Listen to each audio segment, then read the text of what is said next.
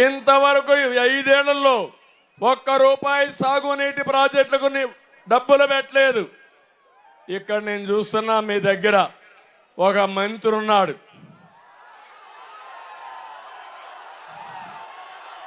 ఉన్నాడా? ఉన్నాడు కదా.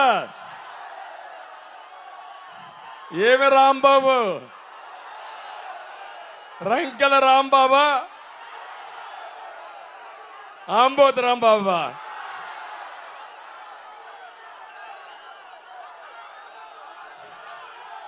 మంత్రి అంటే ఏంటో అర్థం తెలుసా నీకు?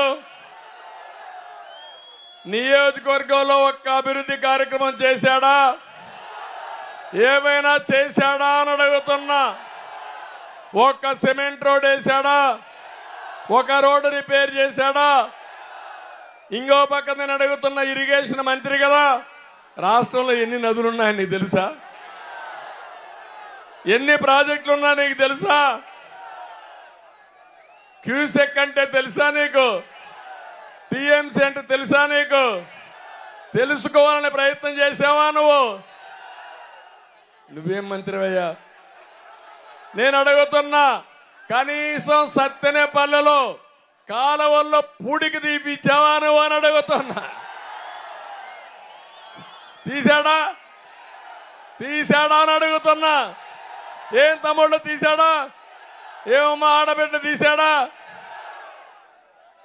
మొత్తం చెప్తాయి కూడా వస్తా. చాలా ఉన్నాయి ఆయన కథలన్నీ. ఆయన మీద నాకు ద్వేషం లేదు, బాధ లేదు. పోలవరం పోయి కనీసం సబ్జెక్ట్ నేర్చుకొని ఉంటే సంతోషపడేవాడిని. ఈయన చేయగలిగింది ఏమీ లేదు అక్కడ.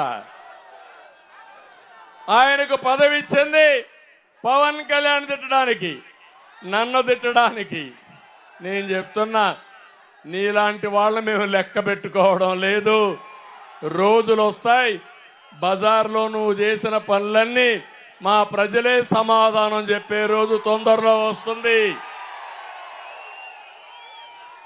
తెలుగుదేశం పార్టీ హయాంలో ఒక మంత్రి అంటే సమర్థత, ఒక మంత్రి అంటే పనితనం చూసి ఇచ్చాం. వీళ్ళు ఇచ్చింది మంత్రి అంటే నాకే అర్థం కాల. ఎలాంటి మంత్రి అంటే సంక్రాంతి సంబరాల్లో డాన్సులు.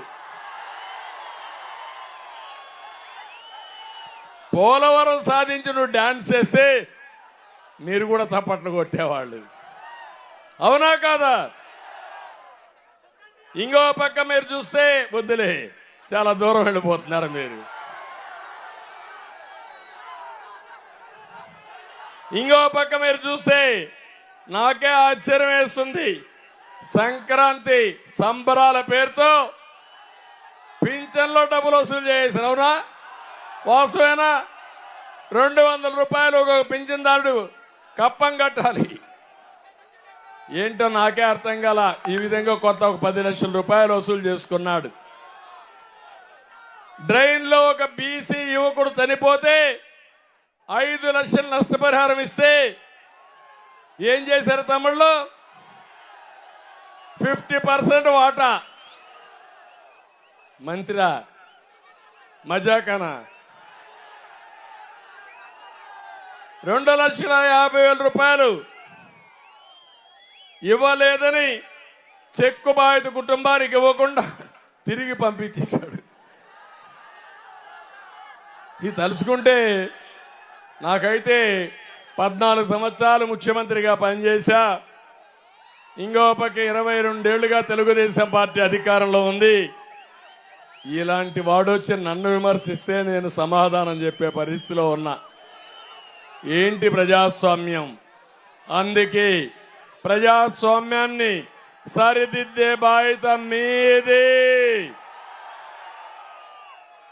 అది జరగాలంటే వాళ్ళ కార్యకర్తలే ఇతను అక్రమ మైనింగ్ చేస్తున్నాడని కోర్టుకెళ్లే పరిస్థితి వచ్చారు. అవునా కాదా? ఆయనకు సీట్ ఇవ్వద్దని వాళ్ళే అడిగారు, కానీ సీట్ ఇచ్చారు.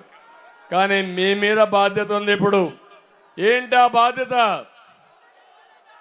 చిత్తుగా ఓడించి కన్నాని అఖండ మెజార్టీతో గెలిపించి మీ సత్తా చూపించాలి.